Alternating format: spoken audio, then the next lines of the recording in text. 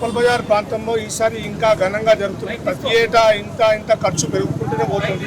ఎందుకంటే ఇంకా గొప్పగా చేయాలన్న పండుగ మన పండుగ వస్తుంది. మన పండుగను మనం ఇంకా గొప్పగా చేయాలన్న తాపత్యంతో మా సందీప్ యాదవ్ గారు కానీ, మా లడ్డు యాదవ్ గారు కానీ, మా చిన్నమైన పిల్లలందరూ కూడా ఈ పండుగ వస్తుంటే ఎంతో ఇంకా గొప్ప చేయాలి. మనం ఒక విశిష్టత ఉండాలి, స్పెషల్ అనేది ఉండాలి, స్పెషల్ అట్రాక్షన్ ఉండాలి ఉద్దేశంతో నిన్న కూడా మన ఇంద్రాబాద్ సదరు కూడా మన చెప్పుల వరకు వెళ్ళిపోయిన దున్నలే స్పెషల్ అట్రాక్షన్ మిగిలినాయి.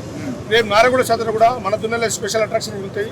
ఇక్కడ నుంచి 20 పోతులు వెళ్తున్నాయి. హర్యానా నుంచి 6 పోతులు వచ్చినాయి.